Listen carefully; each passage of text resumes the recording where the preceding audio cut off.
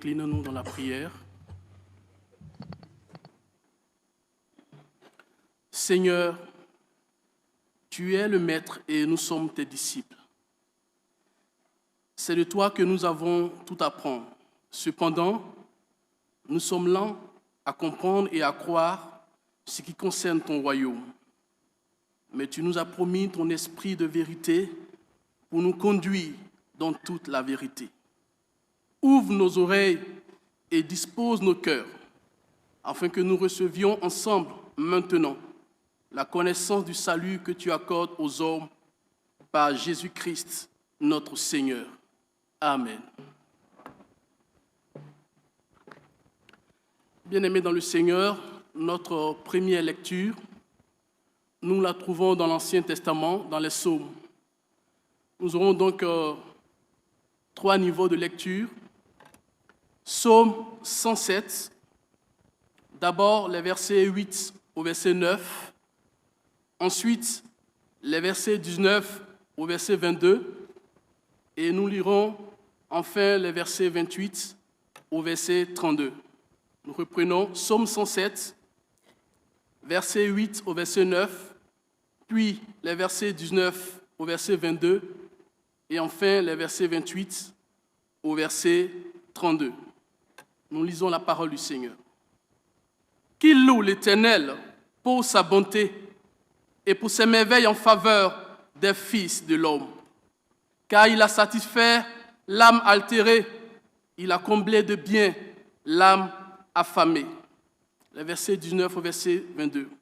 Dans leur détresse, ils criaient à l'Éternel et il les délivra dans leur angoisse. Il envoya sa parole et les guérit. Et il les fit échapper de la fosse. Qu'il loue l'Éternel pour sa bonté et pour ses merveilles en faveur des fils de l'homme. Qu'il offre des sacrifices d'action de grâce et qu'il publie ses œuvres avec des cris de joie. Dans leur détresse, ils criaient à l'Éternel et il les délivra de leurs angoisses. Il arrêta la tempête, ramena le calme, et les ondes se tuent. Il se réjouit de ce qu'elles étaient apaisées, et l'Éternel les conduisit au port désiré. Qu'il loue l'Éternel pour sa bonté et pour ses merveilles en faveur des fils de l'homme. Qu'il l'exalte dans l'assemblée du peuple et qu'il le célèbre dans la réunion des anciens. Amen.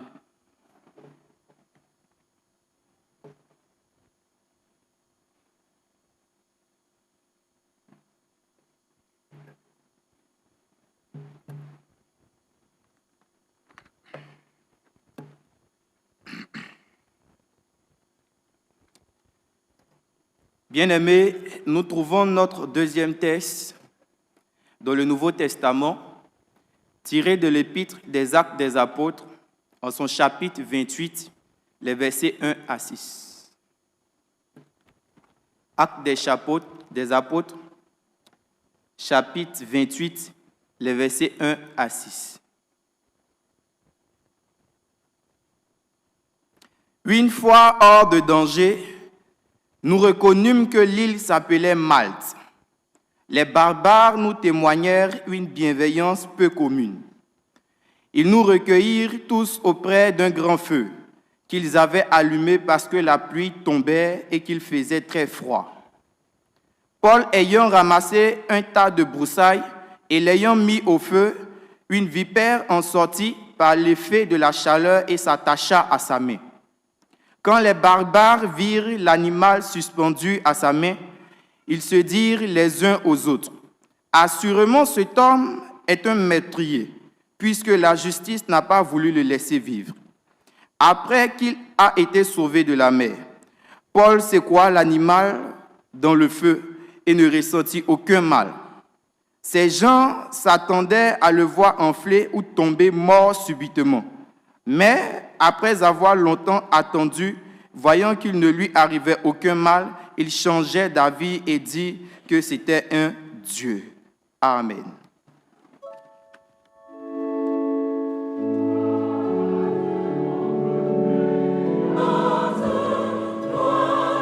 Christ.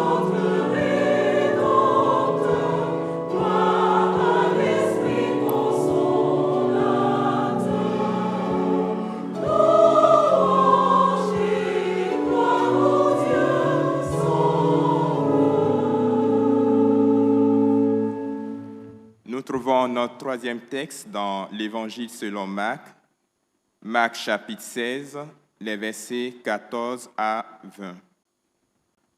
Marc chapitre 16, les versets 14 à 20. Là, il est écrit ceci. Enfin, il apparut aux 11 pendant qu'ils étaient à table, et il leur reprocha leur incrédulité et la dureté de leur cœur, parce qu'ils n'avaient pas cru ceux qu'il avait vus ressusciter. Puis il leur dit, « Allez par tout le monde et prêchez la bonne nouvelle à toute la création. Celui qui croira et qui sera baptisé sera sauvé, mais celui qui ne croira pas sera condamné. Voici les miracles qui accompagneront ceux qui auront cru. En mon nom, ils chasseront les démons, ils parleront de nouvelles langues, ils saisiront des serpents.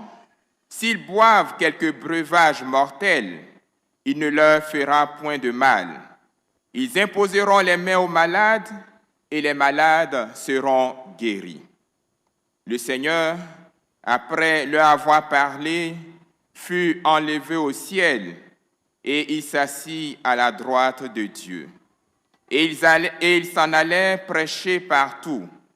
Le Seigneur travaillait avec eux et confirmait la parole par les miracles qui l'accompagnaient.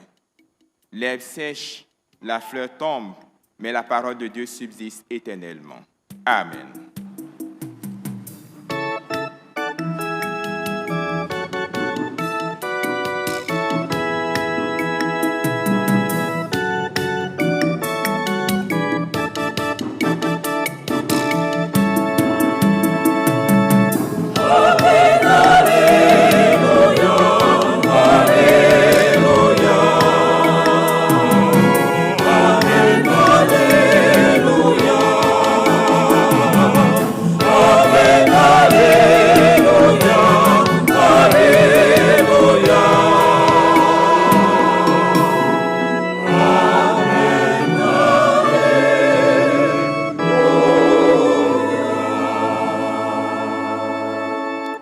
Bien-aimés, restons dans cette même position et chantons ensemble au cantique numéro 269 pour nous préparer à l'écoute de la prédication.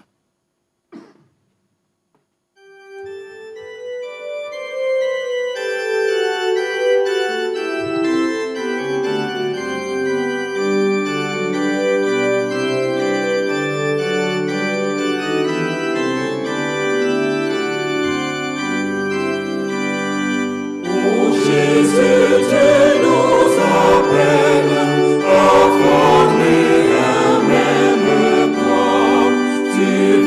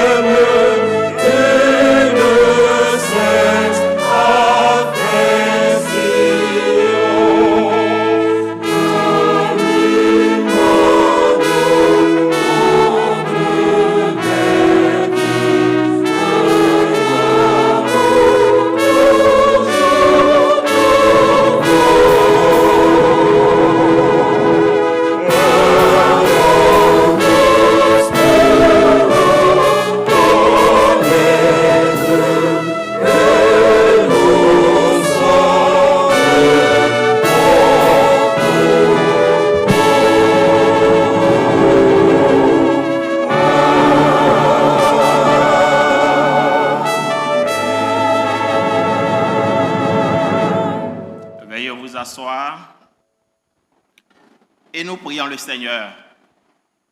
Éternel, notre Dieu et notre Père, nous te glorifions, te magnifions, car c'est toi, Seigneur, qui as bien voulu ce matin nous conduire dans cette assemblée. Réunis, Seigneur, tes enfants attendent de toi de recevoir la nourriture pour leur âme. Viens, Père éternel, et parle, que toute gloire te revienne et que notre personne s'efface jusqu'au jour, Seigneur, de la rédemption de tous, où toi-même, Seigneur, tu vas te glorifier également. Au nom de Jésus. Amen. Bien-aimés dans le Seigneur, je voudrais vous saluer dans le glorieux et précieux nom de notre Seigneur et Sauveur Jésus-Christ. Amen. Aujourd'hui, c'est une journée dédiée à l'unité chrétienne, où les chrétiens sont appelés, au-delà de leurs différentes confessions religieuses, à s'unir et à prier pour l'unité du corps du Christ. Le thème qui nous est donné d'étudier ce matin est un texte qui émane du Conseil œcuménique des Églises, qui est un organe fédérateur de toutes les confessions religieuses qui reconnaissent Jésus comme le Seigneur et le Sauveur personnel. C'est une fédération qui a été créée en 1948 à Amsterdam, en Hollande, maintenant dit Pays-Bas, et qui, chaque année, nous permet de vivre une journée et même une semaine où nous sommes appelés à surpasser nos clivages internes pour qu'ensemble nous puissions regarder à Christ. Le thème qui nous a donné ce matin d'étudier s'intitule « Ils nous ont témoigné une humanité peu ordinaire ». Ils nous ont témoigné une humanité peu ordinaire. Des trois textes lus, à savoir le texte de Psaume 107, Acte 28 et Marc 16, notre verset de méditation se trouve dans le livre des Actes, Acte 28, vers 2, qui dit ceci. « Les barbares nous témoignaient une bienveillance peu commune. Ils nous recueillirent tous auprès d'un grand feu qu'ils avaient animé parce que la pluie tombait et qu'il faisait grand froid. » Partant de ce thème, l'articulation de notre message est la suivante. Nous verrons le contexte qui va nous permettre de bien comprendre notre verset de méditation. Et ensuite, quelques enseignements au regard des autres textes, nous en retiendrons deux. Le premier, ça sera la faiblesse d'une église plurielle. Et le second, la force d'une église unie. Contexte. Le verset de méditation que nous avons lu est tiré du livre de Actes. Dans le livre de Actes, en fait, Paul, l'apôtre Paul, parce qu'il a prêché l'évangile, sera fait prisonnier. Il sera fait prisonnier et avec plus de 200 autres prisonniers, ils seront embarqués pour l'Italie, pour Rome, où le jugement devait se poursuivre. Mais chemin faisant, ils vont arriver à Crète. Et l'Esprit du Seigneur va révéler à Paul que la traversée ne sera pas facile, ils auront des intempéries et qu'il était mieux de s'abstenir de continuer le voyage avec leur navire. Paul va retransmettre le message aux membres de l'équipage, mais qui ne vont pas l'écouter. Que peut dire un prisonnier? Et chemin faisant, le navire va faire naufrage. Va faire un naufrage et ils vont se retrouver sur une île appelée Malte. C'est une archipel qui se trouve dans la Méditerranée, loin de l'Italie, à 80 km au sud. Et sur cette île, ils seront accueillis par un peuple qualifié de barbare, parce que ce peuple n'était pas romain ni grec, et tous ceux qui ne sont pas dans la civilisation d'alors, grecque ou romaine, étaient qualifiés d'indigènes, de barbares, de non civilisés. Mais chose curieuse, c'est que ce peuple va manifester à leur égard une humanité peu ordinaire, comme le thème nous le dit. Ce peuple va manifester une hospitalité, va recueillir ces étrangers, ces prisonniers venus d'un autre pays et va leur offrir l'asile. Ils vont prendre soin d'eux parce qu'ils avaient froid, il pleuvait, ils étaient mouillés en plus. ils vont allumer un grand feu et ils vont tous se recueillir autour de ce grand feu. Et c'est ainsi que les prisonniers dont fait partie Paul vont constater que ces barbares vont leur témoigner une bienveillance peu commune. D'où le thème, ils nous ont témoigné une humanité peu ordinaire. Bien-aimés, avant de poursuivre, nous allons juste nous attarder sur deux expressions. La première expression, c'est ils nous ont témoigné une humanité. Témoigner une humanité, c'est-à-dire qu'ils ont pris soin d'eux, ils ont manifesté un amour à leur égard et ils les ont bien traités. Et peu ordinaire, on pourra dire exceptionnel, quelque chose qui est inhabituel. Donc en reformulant notre terme, ils nous ont témoigné une humanité peu ordinaire, on peut tout juste dire, ils nous ont bien reçus, ils se sont bien occupés de nous, ils nous ont traités comme des humains, avec amour, de manière exceptionnelle, de manière inhabituelle. Partant de ce contexte, nous allons également revenir sur les deux autres textes que nous avons lus, à savoir le psaume 107 et l'évangile de Jésus-Christ selon Marc. Dans le psaume 107, c'est un psaume d'action de grâce où il est révélé les bontés de l'Éternel à notre égard, qui est un plan de salut pour l'âme angoissée, pour l'être humain en perdition. Donc ici, ce psaume 107 est un psaume qui nous rappelle la délivrance prophétique que Dieu opère pour l'humanité et nous exhorte à une action de grâce, à de la louange à son égard. Dans l'évangile de Marc, Jésus, après sa résurrection, va apparaître aux disciples qui avaient eu déjà la nouvelle qu'il était ressuscité, par le biais des femmes qui étaient allées au tombeau, mais ils n'ont pas cru. Par le biais également des disciples qui étaient sur le chemin d'Emmaüs, ils n'ont pas cru. Et il va leur rappeler leur incrédulité et leur révéler qu'il est vraiment ressuscité et que c'est ce message de la résurrection qu'ils doivent porter au monde. Ils doivent aller prêcher la bonne nouvelle à toute la création. Bien-aimés, lorsqu'on regarde ces trois textes, on se dit, quel est le lien avec la journée d'aujourd'hui qui est l'unité chrétienne? C'est en cela que nous avons, dans notre enseignement, pris deux parties. La faiblesse d'une église plurielle et la force d'une église unie. Le premier, c'est la faiblesse d'une église plurielle. Bien-aimés dans le Seigneur, vous êtes sans ignorer que ceux qui reconnaissent Jésus comme le Seigneur et le Sauveur personnel appartiennent à différentes dénominations. Il y en a beaucoup. Nous avons les catholiques, nous avons les protestants, nous avons des évangéliques, nous avons des méthodistes, nous avons des aristes. Oui, avec des doctrines différentes. C'est-à-dire chacun comprend la Bible à sa manière et crée sa communauté. Alors que le Saint-Esprit est un, Jésus est un, le Dieu est un, les trois forment un seul Dieu, mais nous avons beaucoup d'églises. Certains ont compris que Jésus est le chemin, la vérité et la vie, mais il a une mère qui est Marie. Et comme Marie a dit dans la Bible, faites tout ce qu'il vous dira, il faut passer par Marie pour atteindre Jésus. Et pour fonder leur foi, ils ont beaucoup de statuts. Donc ils forment leur communauté. D'autres également disent que le baptême, Jésus a été plongé dans l'eau. Donc on ne peut pas accepter qu'il y ait baptême par aspersion ou par effusion. Eux aussi créent leur communauté. Certains disent, nous, dans notre église, on n'accepte pas le baptême d'enfants. Eux aussi créent leur communauté. Il y a certains qui disent, non, la femme n'est pas autorisée à prêcher, elle n'est pas autorisée à annoncer l'évangile. Donc eux aussi, ils ont leur doctrine. Donc chaque communauté comme ça a sa petite doctrine. Il y a d'autres qui disent même que les femmes doivent attacher des foulards sans mettre des maquillages ou bien sans mettre des parures. Dans leur église aussi, c'est comme ça les femmes se comportent. Il y a certains qui disent qu'on ne doit même pas porter de chaussures parce que quand Moïse était devant le buisson Adam, Dieu a dit enlève tes chaussures parce que le lieu où tu es est saint. Donc ils se promènent sans chaussures. Eux aussi, ils ont leur église. Donc chacun, en fonction de sa manière de comprendre la Bible, crée sa communauté.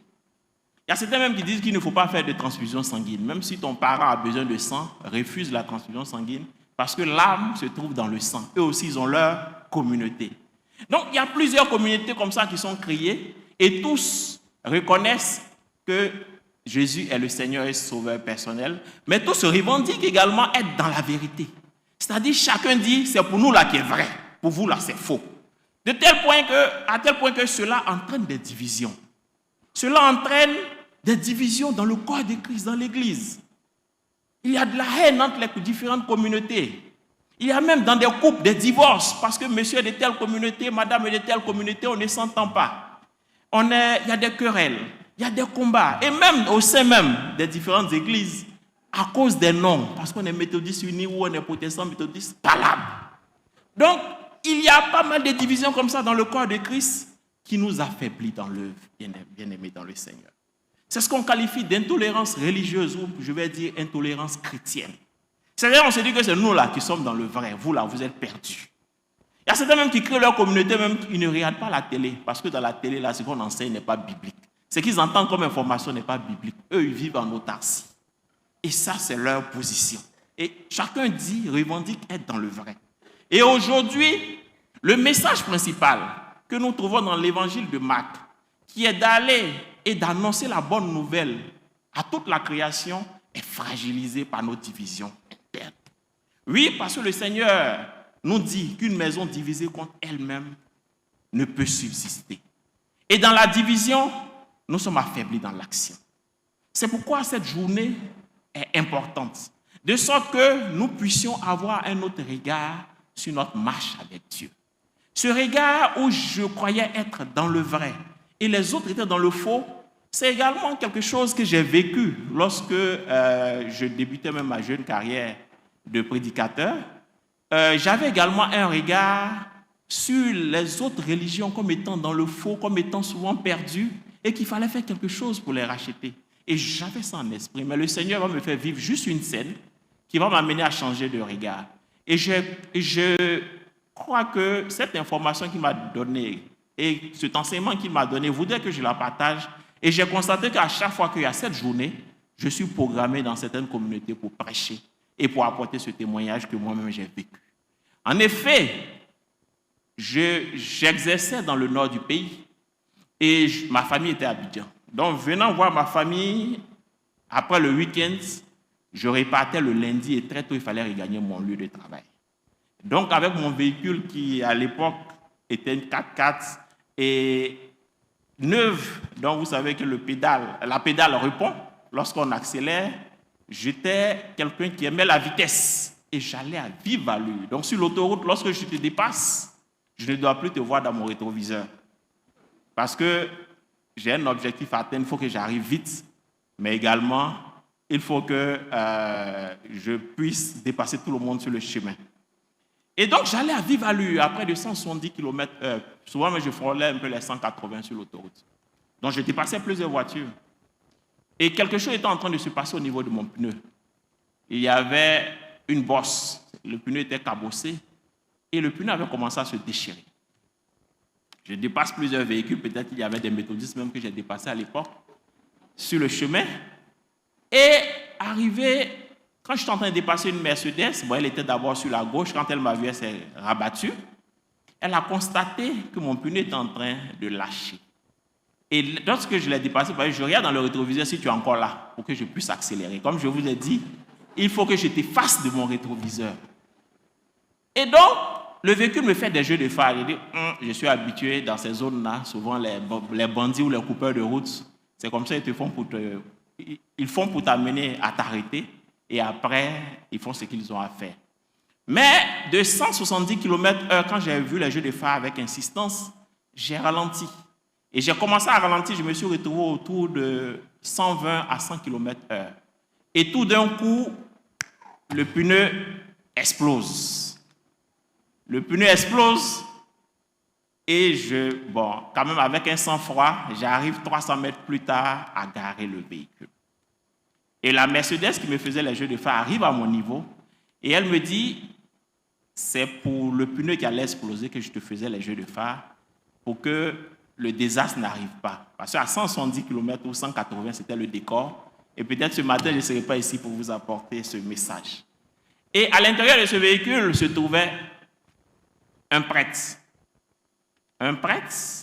catholique qui était avec sa mère, qui était un peu fatiguée. Donc certainement, il l'amenait soit faire des courses ou bien pour des soins. Il est descendu avec sa mère et il m'a aidé à remplacer la roue. C'est lui-même qui était même à l'œuvre et qui a pu remplacer la roue avec la roue sec.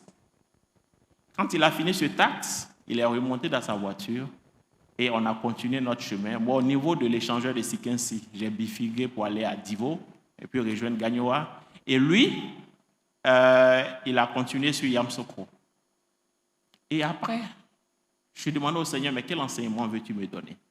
Et je vous ai dit que je suis dans une période où pour moi, les autres églises étaient des églises perdues, où l'amour de Christ n'était pas vraiment en action. Le Seigneur venait juste de m'enseigner qu'il faut que je change mon regard vis-à-vis des autres communautés. Et j'ai compris depuis lors que le Dieu que nous adorons n'est pas seulement le Dieu de l'Église méthodiste, mais il est également le Dieu des autres communautés. Les doctrines que nous épousons, que chacun de nous a, les positions que chacun de nous a, nous allons le régler au cours du banquet de l'agneau. Toutes les questions que nous nous posons au banquet de l'agneau, nous allons en débattre. Je me demande même si on va manger. Je me demande même si on va manger. Parce que chacun de nous a des questions. Et des tonnes de questions que nous allons poser au Seigneur. Et je crois qu'au banquet de l'agneau, nous allons nous nourrir des réponses que va nous apporter le Christ de la parole du Seigneur. Mais à ce banquet de l'agneau, est-ce que tu y seras? Là est la véritable question. Là est le véritable enjeu. Donc, bien aimé dans le Seigneur, pour vous dire que quand une église est divisée, elle est fragilisée. Alors que le message principal que le Seigneur nous donne, c'est d'aller et de faire de toutes les nations des disciples. De porter le message essentiel du ressuscité. Celui-là même qui est venu par amour mourir pour nous à la croix et qui nous donne la vie pour que nous ayons la vie éternelle. Ne restons pas sur des futilités qui nous divisent, qui nous amènent à ne même plus nous parler, qui nous amènent à nous découper avec des machettes. Dans la région de Dabou, on ne peut même plus faire de culte d'action de grâce de nos pasteurs à Djoukou. Quand tu arrives là-bas, le temple est fermé. Souvent, on te dit, il y a un groupe qui fait son culte à part, un autre groupe fait son culte à part, et ça va même plus loin. Dans des veillées, il y a une veillée à part, il y a une autre veillée à part. Même au cimetière, il y a le cimetière d'une autre communauté, il y a le cimetière d'une autre communauté, comme si la terre était si différente, et comme si le chemin du paradis était différent. Bien-aimés dans le Seigneur, changeons notre vue, notre mentalité vis-à-vis des autres religions. Parce que le Seigneur nous appelle à l'essentiel, à une église unie. Une église unie est une église qui est plus forte. Une église unie est une église qui a le message de la résurrection. Et c'est ça qui est l'essentiel. Ce ne sont pas les religions qui sauvent, mais c'est Jésus-Christ qui sauve. Oui, le monde a besoin de Jésus-Christ. Le monde a besoin de Jésus-Christ car le monde s'égare. Nous avons la corruption, nous avons la cupidité, l'impudicité. Les inégalités sont légion. Les divisions des peuples. L'Église a son rôle à jouer. Oui, l'Église doit être la lumière du monde. Mais si nous-mêmes, nous passons notre temps à nous diviser, à quel moment nous allons nous consacrer sur la mission qui est d'apporter Christ aux autres? Bien-aimés, travaillons ensemble. Travaillons ensemble. Nous sommes heureux quand nous envoyons nos enfants dans une école catholique. Nous sommes heureux quand nous envoyons notre malade dans un hôpital baptiste ou dans un hôpital méthodiste. Oui, l'Église peut faire de grandes choses, tant au niveau de l'éducation, de la santé, tant au niveau du transport, de l'énergie, de l'agriculture. L'Église a son rôle à jouer. Nous sommes ceux-là même qui devons porter le monde lorsque le monde est affaibli, lorsque le monde s'égare. C'est pourquoi cette journée nous appelle à nous mettre ensemble, à prier pour les autres, à prier pour tous ceux qui reconnaissent Jésus comme le Seigneur et Sauveur personnel. Oui, c'est pourquoi nous bénissons également l'Église méthodiste unie, à travers le district d'Abidjan Nord qui, ces derniers temps, nous montre son ouverture. En invitant au cours de Elodia des prophètes de notre communauté qui ont leur doctrine, mais l'Église leur ouvre les bras. Vous avez vu le prophète Joël, vous avez vu le prophète Sylvanus, vous allez dans quelques temps également recevoir un homme de Dieu, Marcelo Tsunazi, pour montrer que l'Église méthodiste est une Église ouverte. Mais également, nous prions pour que ce geste d'amour envers les autres soit suivi de réciprocité, pour qu'eux aussi puisse accepter également nos hommes de Dieu, les enseignements qui viennent de l'Église méthodiste. Bien-aimés frères et sœurs dans le Seigneur, Christ nous appelle ce matin à l'unité du corps du Christ, pas à l'unicité. Quand nous prenons un corps, tout le monde peut perdre la tête. Il y a des bras, il y a des pieds, il y a le ventre, il y a des orteils, mais tous, nous formons une complémentarité. Et Dieu se glorifie dans la diversité. Ce n'est pas à nous de juger les autres. Avec amour, annonçons les bienfaits de Dieu au monde et parlons de son plan de salut. Sortons des querelles intestines et doctrinales qui nous retardent et nous empêchent d'aller à l'essentiel. Que Dieu soutienne son Église véritablement dans l'œuvre et qu'il nous bénisse. Shalom.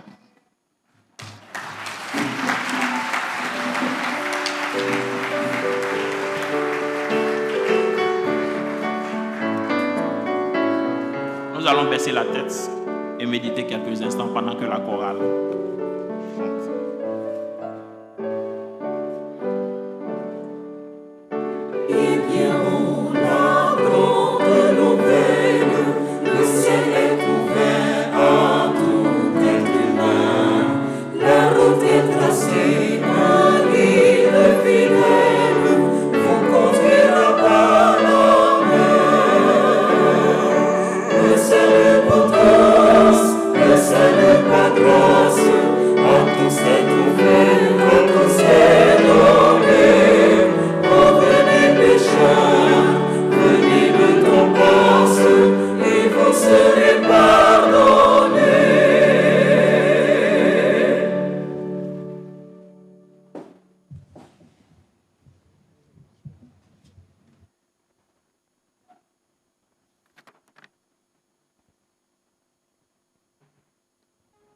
Veuillez vous lever et dans la communion de l'Église universelle, confessons la foi chrétienne en disant « Je crois en Dieu, Père Tout-Puissant, Créateur du ciel et de la terre. Je crois en Jésus-Christ, son Fils unique, notre Seigneur, qui a été conçu du Saint-Esprit et qui est né de la Vierge Marie, rencontrant tout conspirate, a été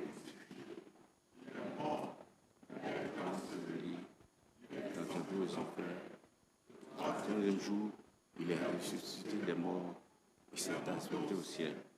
Il est assis à la droite de Dieu, le Père Tout-Puissant. Là, il viendra pour juger les vivants et les morts. Je crois au Saint-Esprit, je crois à la Sainte Église universelle, à la communion des saints, la rémission des péchés, la résurrection de la chair et à la vie éternelle. Amen. Le Seigneur soit avec vous.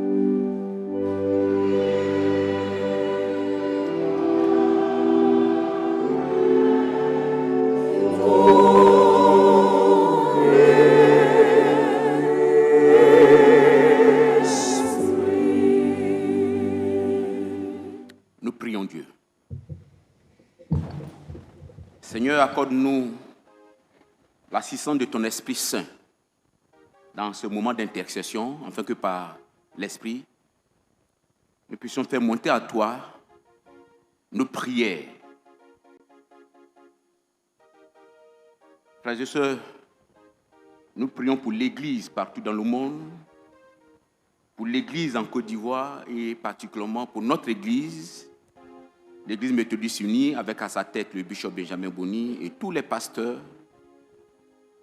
Nous prions pour notre communauté, le jubilé du Cocody, avec à sa tête le révérend Messou, tous les responsables des groupes constitués, tout le peuple de Dieu. Nous pensons aussi au synode qui se tient, le culte du synode qui se tient actuellement à Djamé, à Benjeville, Djemé, si je prononce bien. Nous prions Dieu. Père, nous voulons te recommander l'Église dans le monde. Tu as dit, toi et le Père, vous êtes un. C'est pourquoi nous croyons que Dieu le Père, Dieu le Fils et Dieu le Saint-Esprit est un seul Dieu vivant qui se manifeste dans ces trois dimensions.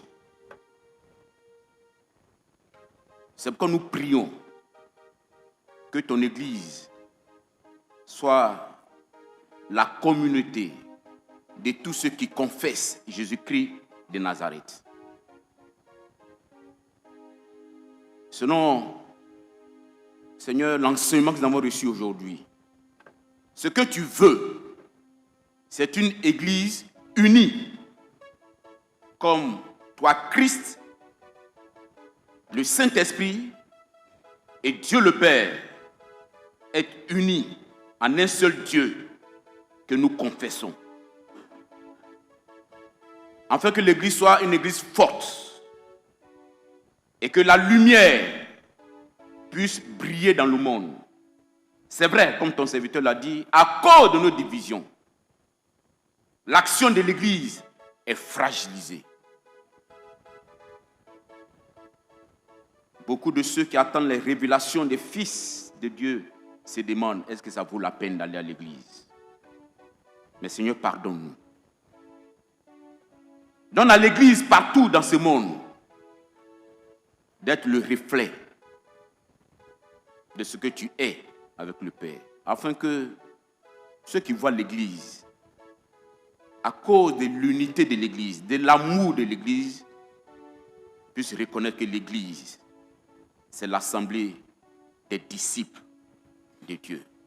Car tu as dit, aimez-vous les uns les autres, en cela l'on saura que vous êtes mes disciples. Nous te recommandons l'Église partout dans le monde, en particulier en Côte d'Ivoire, pour que toutes les églises, au-delà de nos doctrines, puissent se retrouver pour parler d'une seule voix. La voix que nous donne ta parole, pour que nous puissions annoncer Christ à cette nation, pour que toute cette nation soit gagnée à Christ.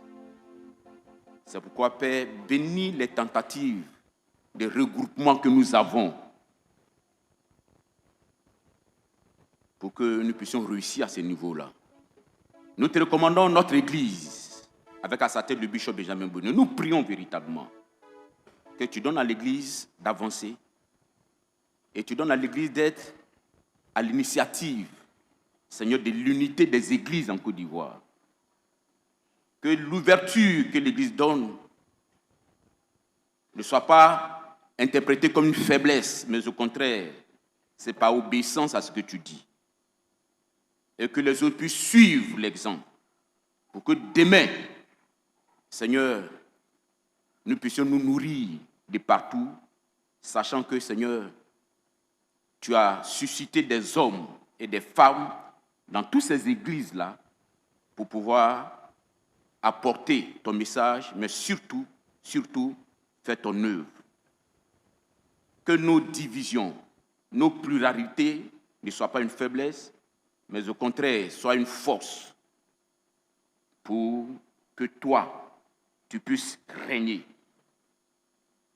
Je te recommande notre église, le Jubilé de Cocody, avec à sa tête le révérend Messou. Et j'ai pris Père, que tu donnes à cette église d'avancer, que nous puissions atteindre nos objectifs. Que, Seigneur, l'église du Jubilé soit un instrument de tes mains pour, Seigneur, accomplir ton œuvre au travers de l'église méthodiste, mais surtout dans cette nation et au-delà. C'est pourquoi bénis toutes les initiatives qui sont, Seigneur, prises pour faire avancer ton œuvre. Aujourd'hui, c'est l'Internet pour permettre à nos bien-aimés frères et sœurs qui sont partout de suivre nos cultes, de suivre les enseignements là où ils sont, afin que personne, parce qu'il se trouve à des milliers de kilomètres de la famille, ne soit seul, mais puisse, Seigneur, suivre ce que nous faisons et que là où il est, il puisse adorer.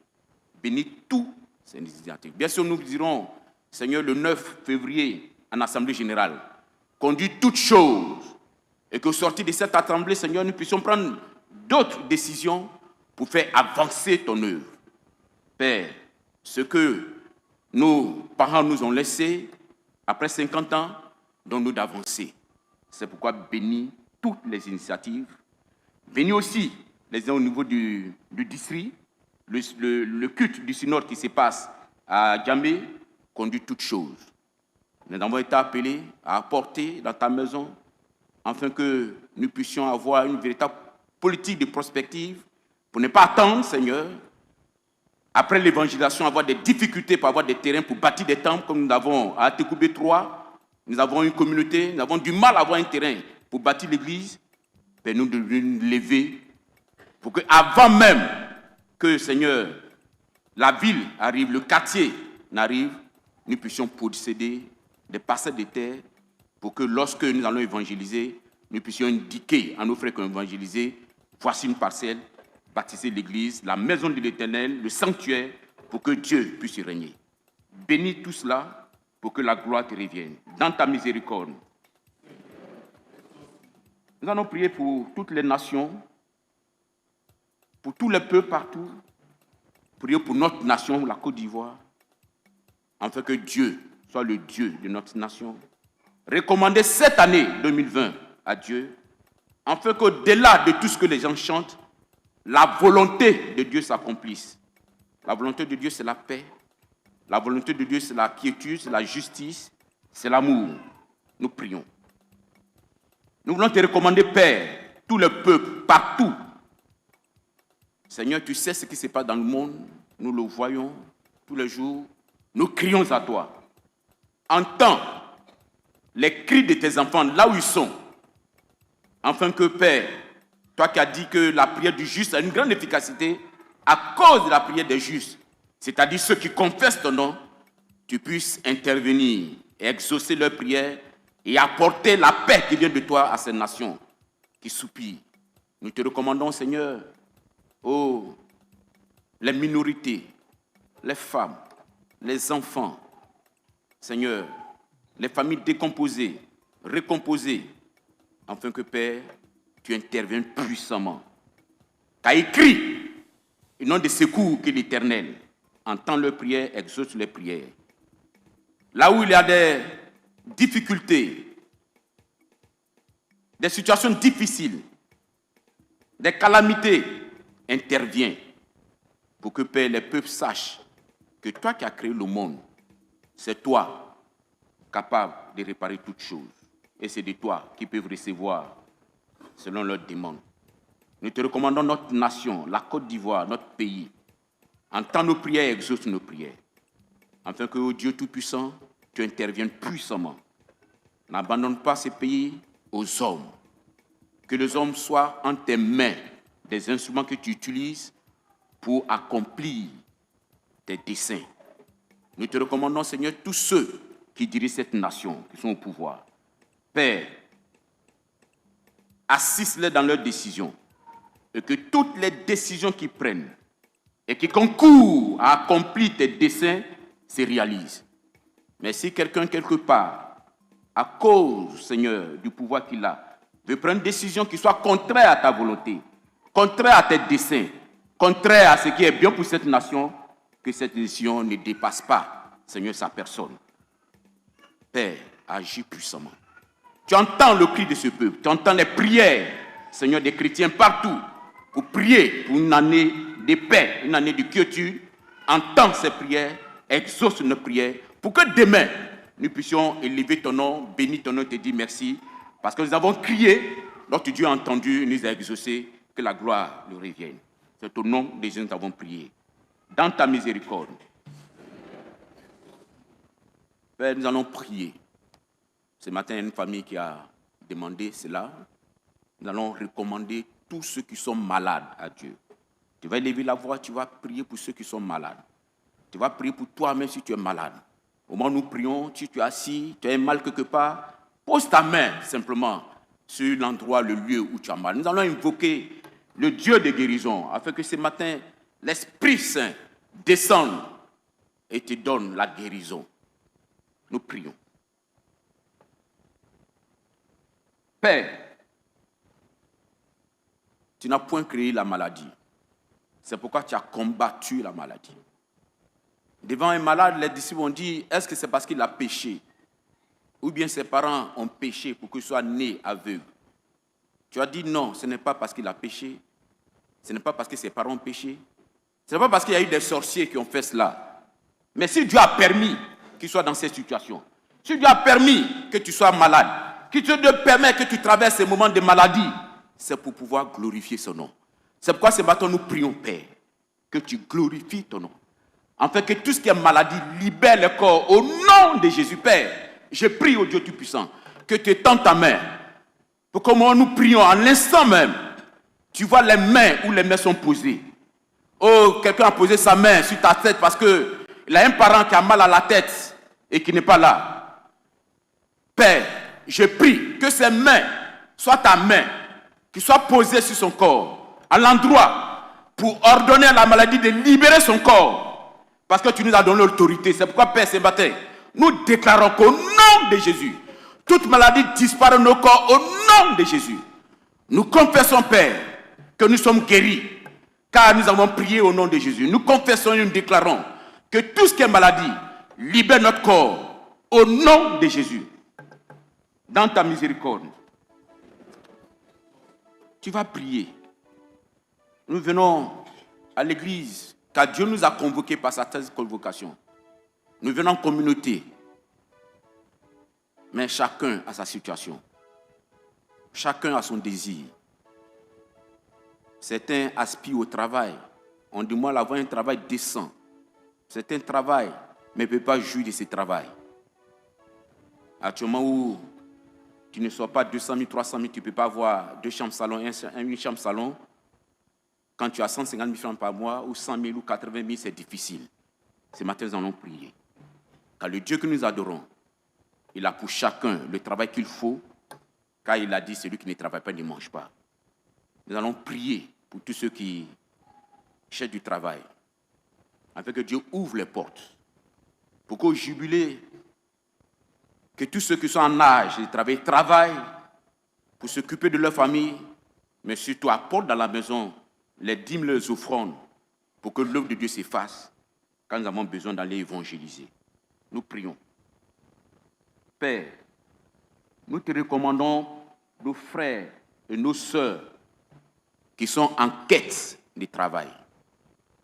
Nous traversons des moments difficiles où souvent c'est le nom que tu portes qui t'ouvre le porte du travail.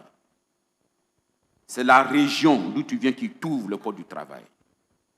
C'est les hommes que tu connais qui t'ouvrent le porte du travail. Nous, chrétiens, nous, enfants de Dieu, nous qui confessons ton nom, nous savons que c'est toi qui as créé le monde, c'est toi qui as créé le travail. Tout t'appartient. C'est pourquoi nous nous tournons vers toi, pour crier à toi, afin que les portes du travail qui sont fermées s'ouvrent ce matin au nom de Jésus. Quelqu'un a ses dossiers dans ses mains. Ce matin, je te le recommande. Afin que, Père, ton onction l'accompagne. Pour que là où le dossier sera posé, que ce dossier ne soit point perdu au nom de Jésus. Je prie au Dieu Tout-Puissant que lorsque les gens vont traiter les dossiers, si ce dossier se trouve au fond, tu fais émerger ce dossier, afin que ce dossier soit traité. Et toi, tu donnes des recommandations à ceux qui traitent le dossier, pour que ce dossier soit retenu, selon que ce dossier répond à l'exigence, Seigneur, du recrutement, et que tes enfants soient recrutés et qui travaillent. Père, tu as du travail pour chacun d'entre nous, et je prie, Dieu Tout-Puissant, que tu ouvres la porte pour que tes enfants travaillent. Sachant qu'eux, s'ils travaillent, ils apporteront dans ta maison les dîmes, les offrandes, pour qu'il y ait à manger dans ta maison, et que, Père, ta maison puisse aller apporter le soulagement au monde qui souffre. Beaucoup sont ceux qui travaillent, mais qui sont piétinés dans le travail. Beaucoup sont ceux qui travaillent, mais qui ne peuvent pas jouir du travail. Tu as dit dans le psaume 128 que celui qui craint ton nom et qui marche dans tes voies, celui-là jouit du travail de ses mains, il est heureux, il prospère. J'ai pris ce matin que tous ceux qui travaillent jouissent du travail de leurs mains, qu'ils soient heureux et qu'ils prospèrent pour la gloire de ton nom. Merci, Seigneur. Toi qui as dit à la veuve, dont on voulait prendre l'enfant parce que son mari devait et qui est décédé, tu lui as donné de travailler, de vendre. Et elle a remboursé ses dettes. C'est pourquoi tu donnes à tous tes enfants qui crient à toi, qui aspirent au travail, de travailler voir vivre, mais aussi soutenir ton œuvre. Dans ta miséricorde. Tu vas prier pour toi-même. Tu connais tes besoins. Tu es venu rencontrer le Dieu qui accorde toutes choses. Le Dieu qui donne tout. Exprime à ton Dieu, à ton Père, tes désirs. Il dit, faites-moi connaître vos désirs par des prières, des supplications. Ce matin, supplie ton Père pour dire que ta situation change. Apporte devant l'Éternel, dans la présence de Dieu, ton besoin. Pour que Dieu t'exauce et t'apporte. Parce que le Christ a dit, jusque-là, vous n'avez pas demandé à mon nom. Demandez et vous recevrez en fait que votre joie soit parfaite. Dieu veut que tu sois heureux, tu sois heureuse dans ta vie. Dieu veut que ta joie soit parfaite. C'est pourquoi il est prêt à te donner. Demande ce matin. Ouvre ta bouche, parle à ton Dieu.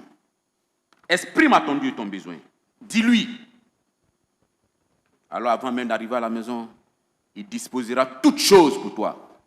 Pour ta maison, pour tes enfants, pour ton époux, pour ton épouse. Demande. Insiste. Dis à Dieu que cette année, que tu ne comptes pas les années jusqu'à la fin pour encore reporter en 2021 ton besoin. Tu veux cela maintenant, qui t'accorde.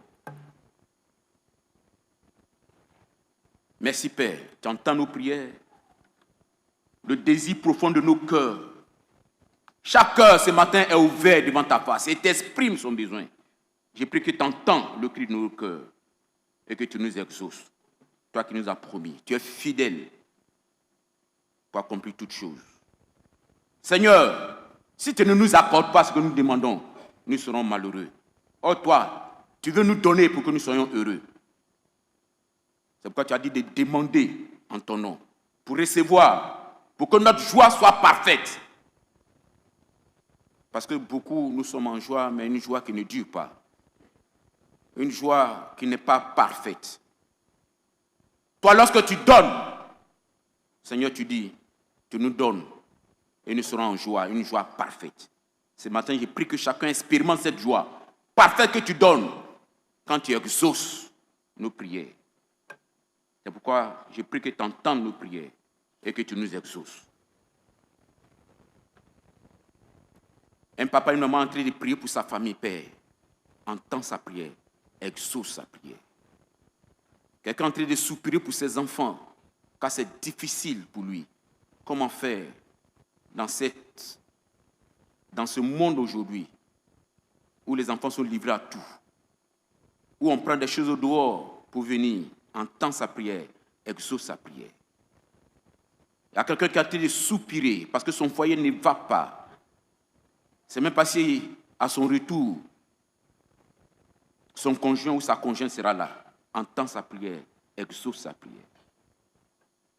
Quelqu'un a ses dossiers bloqués partout. Elle ne soupire avec des moyens, après des moyens, des financements pour ses affaires. Seigneur, ce matin, toi qui entends chacun et qui connais la situation de chacun, j'ai prié, Père, que tu entends nos prières, tu nous exauces pour que notre joie soit parfaite. Merci, Seigneur. Nous venons à toi parce que nous avons foi en toi. Tu as dit sans la foi, nous ne pouvons être agréables à Dieu. Il faut que ceux qui s'approchent de Dieu croient qu'il existe. Il est le rémunérateur de ceux qui le cherchent. Et nous savons, Père, nous avons foi. C'est parce que nous avons foi en toi que nous sommes venus à toi. C'est parce que nous avons foi que nous t'avons exprimé nos désirs, nos besoins. Nous croyons que tu nous as exaucés. Et nous verrons cela s'accomplir. Nous croyons que tu nous as attendus et que tu nous donneras ce que nous avons demandé, car ce que nous avons demandé, c'est pour que toi, tu sois glorifié. Merci, Père. Merci parce que tu nous as exaucés, que la gloire te revienne. Frères et sœurs, ayons foi, car le Dieu que nous adorons est le véritable, il entend et il exauce. Mais de ce que nous n'avons pas pu tout exprimer, car nous avons beaucoup à dire, nous allons résumer cela dans la prière que le Seigneur lui-même nous a apprise en disant, notre Père qui es aux cieux, que ton nom soit sanctifié, que ton règne vienne, que ta volonté soit faite sur la terre comme au ciel. Donne-nous aujourd'hui notre pain de ce jour. pardon de nos offrandes, quand nous pardonnons aussi à ceux qui nous ont offensés. Et ne nous soumets pas à la tentation, mais délivre-nous du mal, car c'est à toi qu'appartient le règne, la puissance et la gloire au siècle des siècles. Amen. Amen. Je vais vous redresser.